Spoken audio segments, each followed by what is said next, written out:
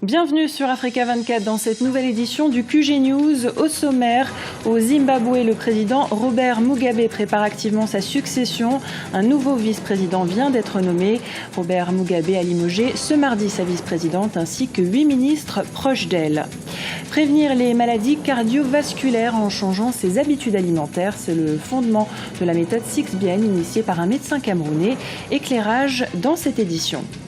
Oscar Pistorius sera rejugé en appel. Le procès du champion paralympique sud-africain condamné à 5 ans de prison pour avoir abattu sa petite amie sera réexaminé à la demande du parquet.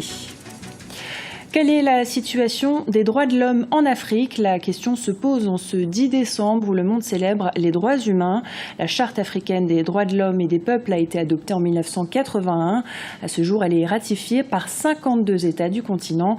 Mais pour les défenseurs des droits de l'homme, des progrès restent encore à faire. Écoutez la réaction de Bogas Sako-Gervais, président de la Fondation ivoirienne pour l'observation et la surveillance des droits de l'homme et de la vie politique. On dit déclaration universelle. Donc, en réalité, l'universalité est proclamée au niveau des droits de l'homme. Il n'y a plus de barrières. Il n'y a plus de barrières entre occidentaux et africains. Mais alors, du côté des Africains, il faut noter également que pour nous, les Africains ont d'abord marqué même un grand coup.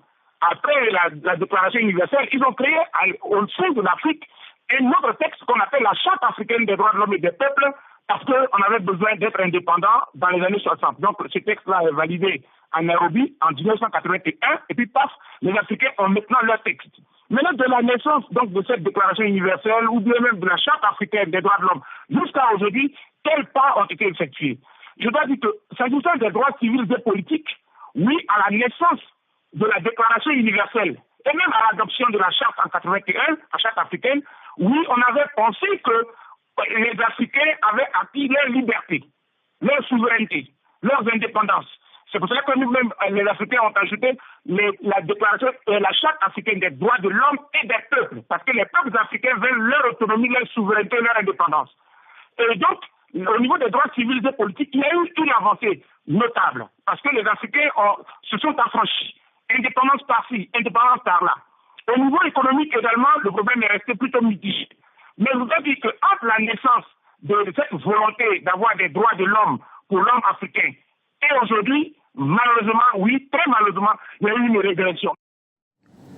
Au Zimbabwe, le président Robert Mugabe a nommé ce mercredi un nouveau vice-président. Mardi, il avait limogé sa vice-présidente Joyce Mujuru ainsi que 8 ministres proches d'elle.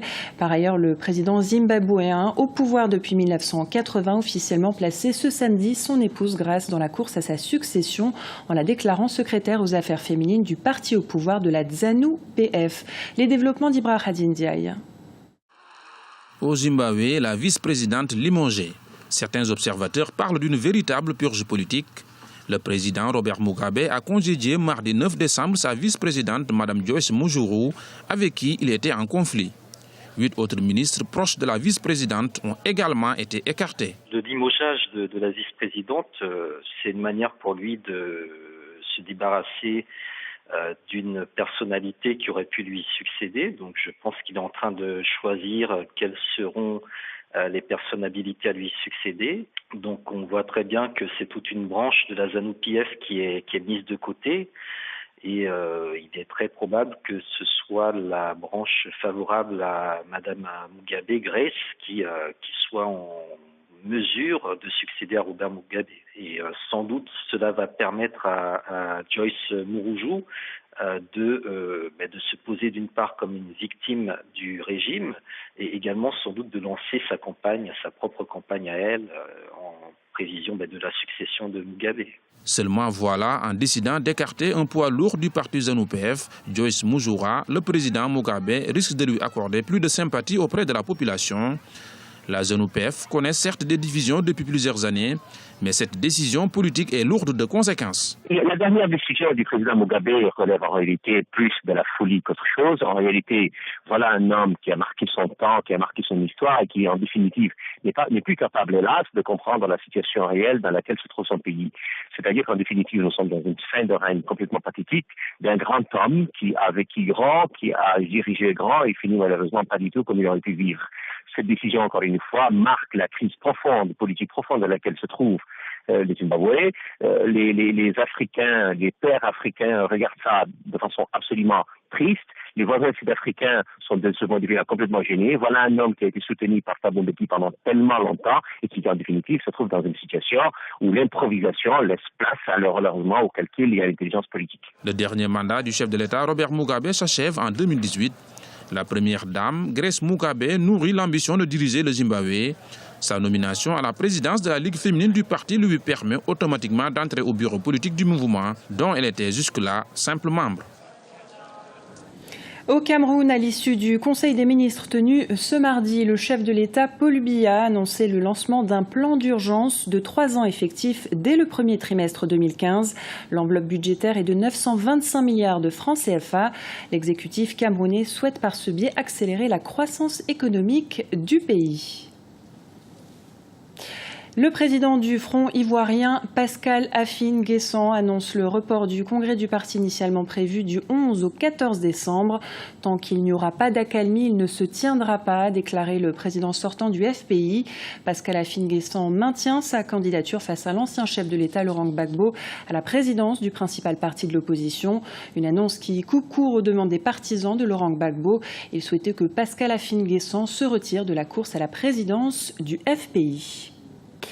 En Angola, l'accès à l'Internet pour tous est l'une des priorités inscrites au plan de développement du pays d'ici à 2017. Pour atteindre cet objectif, plusieurs lieux publics à travers la ville de Luanda bénéficient aujourd'hui de la connexion Internet gratuite. Reportage de notre correspondant Jacques Amboka. Le pari de la connexion Internet pour tous n'est pas encore gagné en Angola, mais le gouvernement consent beaucoup d'efforts dans ce sens. Beaucoup d'espaces publics de la ville de Luanda bénéficient aujourd'hui de la connexion Internet gratuite. Nous sommes dans la cour du Centre national d'investigation, un lieu stratégique pour le gouvernement, mais ouvert au public. Ici, les jeunes majoritairement étudiants viennent profiter de la gratuité de la connexion Internet. C'est un projet salutaire dans la mesure où ça nous aide à nous connecter gratuitement, principalement nous les jeunes et les étudiants.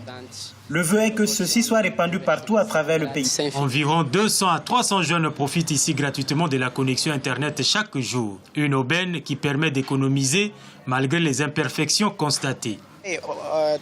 Penser à bien aménager et valoriser cet endroit, c'est aussi important afin que les internautes ici puissent quand même s'asseoir dans un endroit ombragé.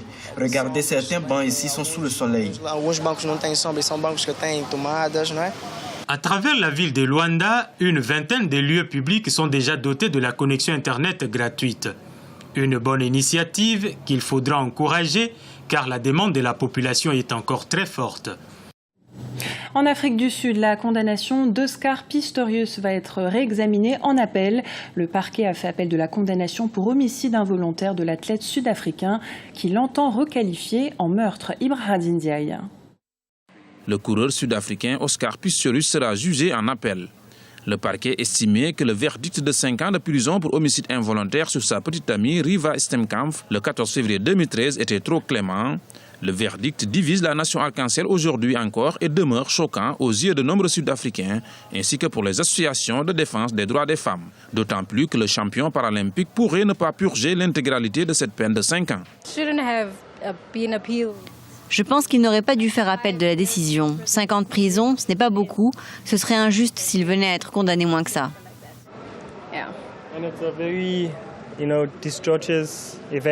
D'autant que c'est un événement dramatique pour la famille de se retrouver à nouveau embarqué dans ce drame. Ils ont déjà dû le faire une fois. Ils devraient en avoir fini au lieu de ressasser ce qui s'est produit. Je ne pense pas que ce soit une bonne idée.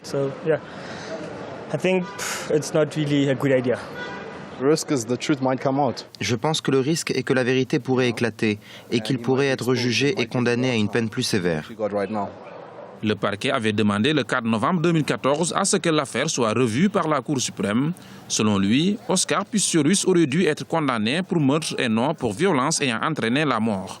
Rappelons que selon la loi sud-africaine, l'affaire ne pourra pas être rejugée sur le fond. L'appel ne peut porter que sur une erreur d'interprétation de la loi. Ce nouveau procès devant la haute cour d'appel risque de tenir en haleine à nouveau l'Afrique du Sud, et pas seulement. Ce journal a été réalisé par l'ensemble de la rédaction. Nous vous remercions pour votre fidélité. Dans un instant, une nouvelle édition de l'actualité sur Africa 24.